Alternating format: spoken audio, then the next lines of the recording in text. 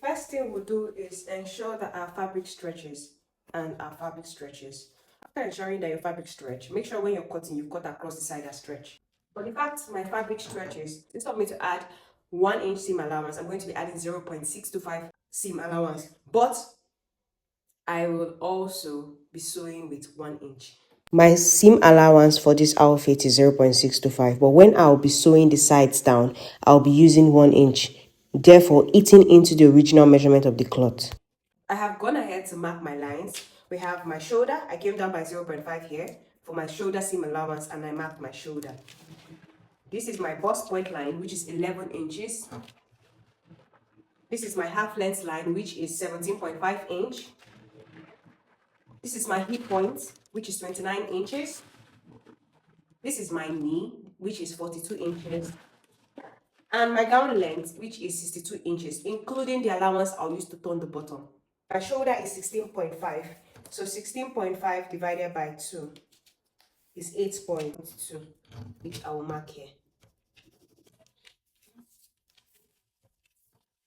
My armhole depth is going to be 8.5.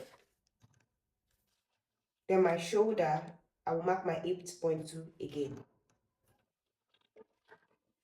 Then I will connect it together. My neckline is going to be 3 inches wide, 2.5 inches deep. So we're going to create a box this way. This is how I create my own. I don't have French cuff, so this is what I do. Come here and mark 1 inch, then connect it this way. Come down by 1 inch here and connect it to the 3 inch. Go up by 0.5 for your seam allowance at the shoulder. Extend our neckline upwards, then connect it to your half inch. So that's our shoulder seam allowance, and this is our shoulder slant. Remember, we came down by 8.5 from the top, which is 7.5 from our shoulder slant. So we're going to be extending it. Now we are going to be doing 41.75 divided by 4. I'll be placing it here, and then I'll add 0.625 as my seam allowance.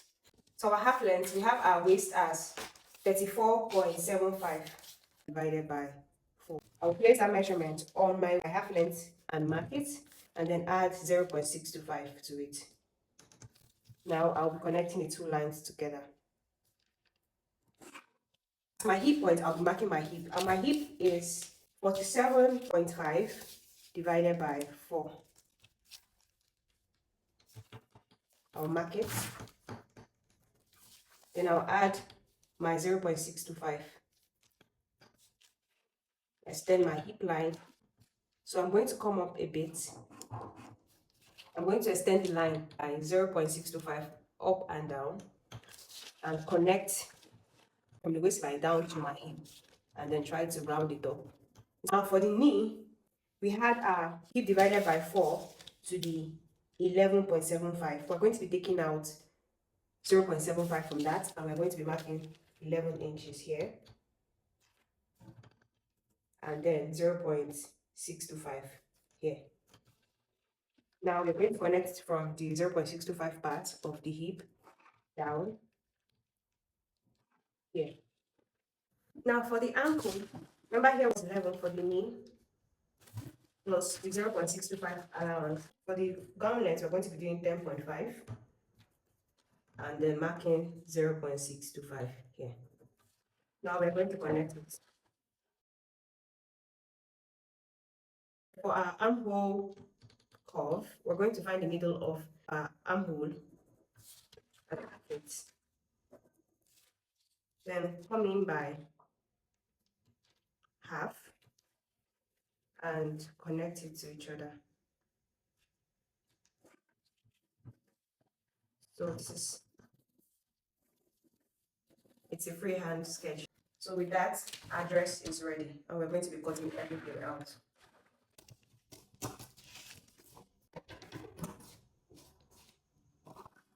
I won't be cutting out the neckline because we need it. So we're not following the arm curve just yet.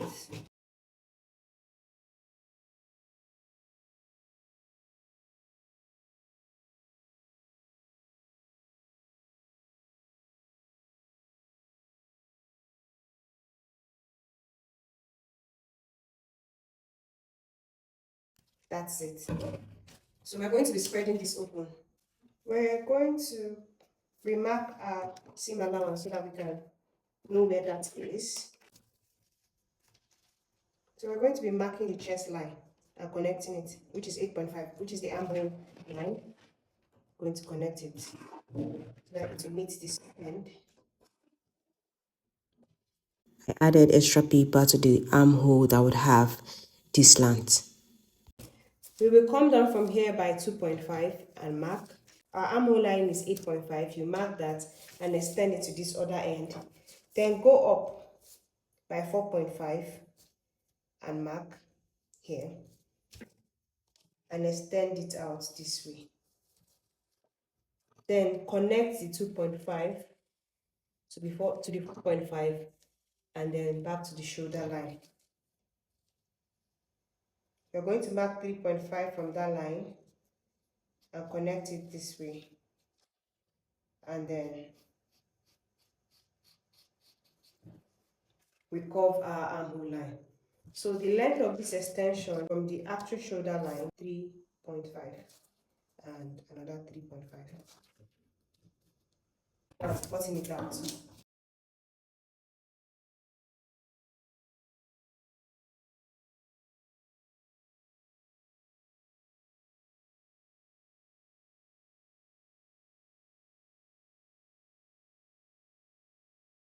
Use masking tape to hold it down. Lastly, trim out the curve on the other part of the armhole. Then place this on your fabric and cut it out. I went ahead to use my pattern to cut out my front and my back, and also the facing. This is the facing from both the front and the back. So this is the front, and this is the back. This is the front facing, and then this is the back facing. I also cut out the fabric that is 30 inches long and 5.75 inches wide. I cut it into two places. One and then two. This will be for the front, this will be for the back. Keep it this way, the front facing front, and then stitch it using 0.75, and I'll do the same for this other side. I have prepared my rope. If I place my rope this way and close up this side using 0.2, I will have an extra 1 inch on this side. So I want to trim it out. I'm marking 0.3 inch here, and then recurve it. I need to repeat the same for my facing. So I'm going to place it and trim it out too. This is the back side of the two sides of my facing. I'll be turning up here and weave it all the way down. I'll do the same thing for here. I don't want to weave it. If I weave it, it will reflect on my fabric. And if I leave it raw, it will shred. So, and then for the rope, this is the back of my fabric. This is the back of my front and my back. So this is the front side. What I'll be doing is I'll be taking this rope with this side, this joining side, this way. You place it towards the bottom and you pin.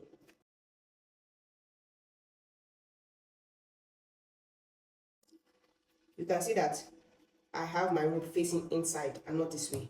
So after I pin it down, you stitch it down. Do the same thing for this other side. Remember, this joining should face towards the downside. Place it and pin. I am done taking in the bottom of my facing for the two sides.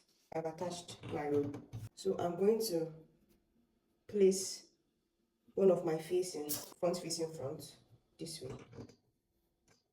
And I'll pin it round the armhole, round this slant, down this way, and also through this circular point. Stitch it down using 0.25. You stitch it close to where the rope is. Even if it's more than 0.25, stitch it close to where the rope is. Also, same thing for this side. Then you repeat what you've done here for the other side. This is my dress when I'm done stitching it round.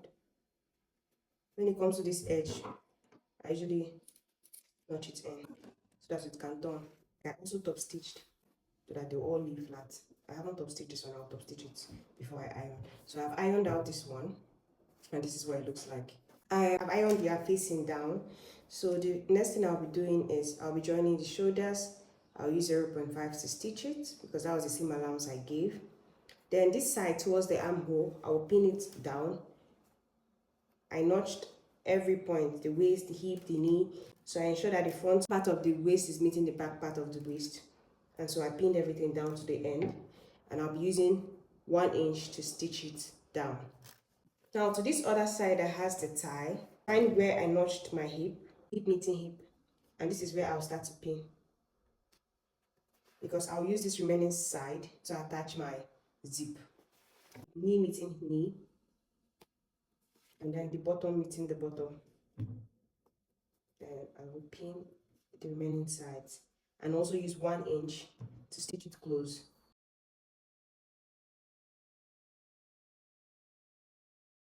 I have joined everything together. Now I'm about to attach my zip. This is my zip, and I'll mark 1 inch line and then place my zip and ensure that it sits on the 1 inch line all the way to the top. I have attached my zip to the side of my dress, weaved the insides, and turned up the hem. So my outfit is ready.